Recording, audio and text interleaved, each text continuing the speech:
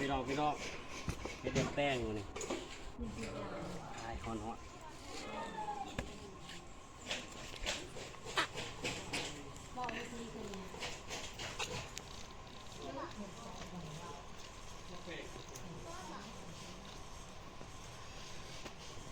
จุดมีบาทหนึ่ง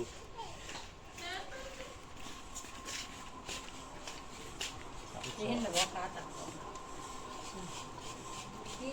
ทีแล้วเนาะก็ให้ค้าตัดของเลยทีเย็นมาโอ้ย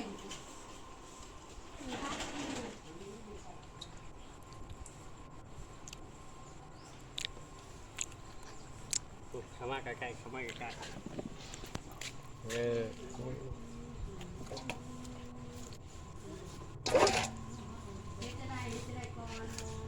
พวกเป็ดพี่น้องพวกเป็ดเห็ดแป้ง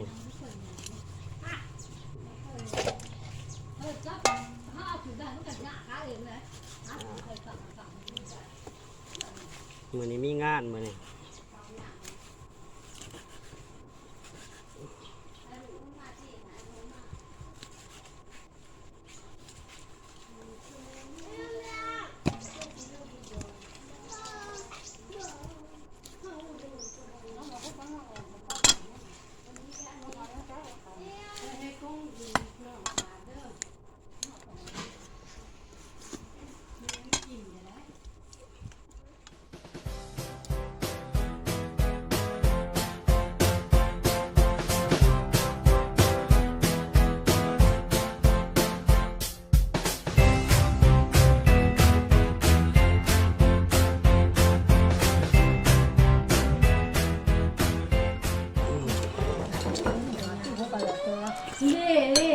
ห่วยเดี๋ยวก็ตาปูว่าจะได้ที่นอนหนาจะแบบนี้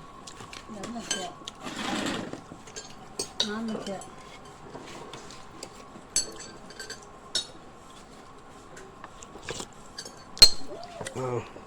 ไข่วันนี้ไข่บ้าง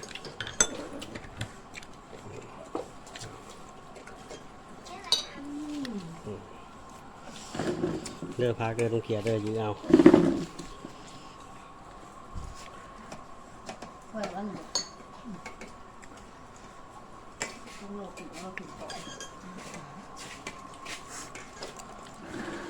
มาโอ้ขนมน้อยกินเถอะยังไงเนี่ยไม่ง่ายมั้งไม่ง่ายกินนะเราไปให้เขากินก็หมดเลยอ่ะหมุนมันหมุนหงอนอย่างนี้บอกใกล้ๆขา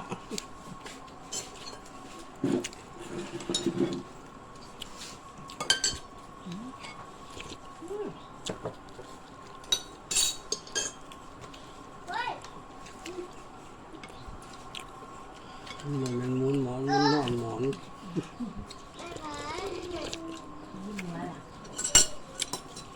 อย่าไปหยอกก็ไม่ให้มันนอน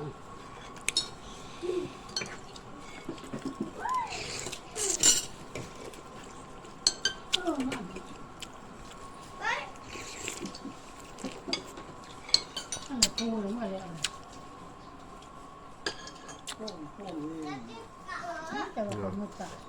เอาลงมันไม่ว่าบอกหันตายอยู่เนี่ย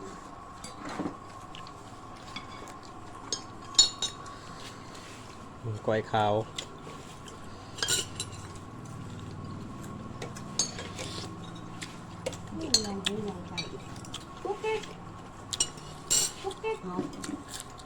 ซักตอนเพราะว่าเรื่องของเขานิดนิดแม่กินแล้วหรือเปล่าก็จะจุดละเดือน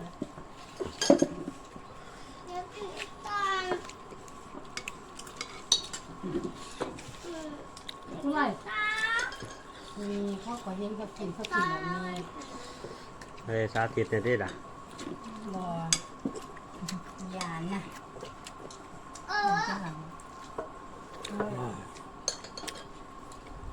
เซ่ซอยกินซอยคิวเอามันหน้าเป็นซอย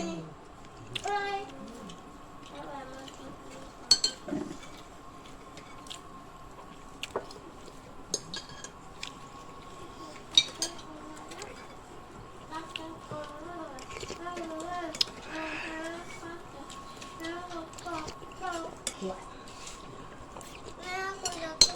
แต่ตายไม่คืออะไรอันสิลดราคาลง ปีดังปี ผมว่าเลยสะอาดเห็นไว้ก่อน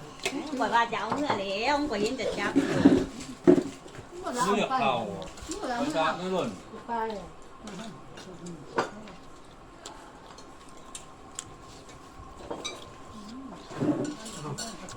เอาไปใส่ เอามือ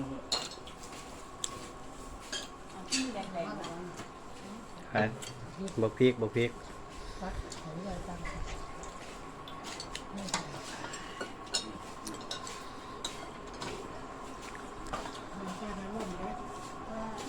ตรงหน้าเมื่อเลยบ่ ๆบอกว่าแบบ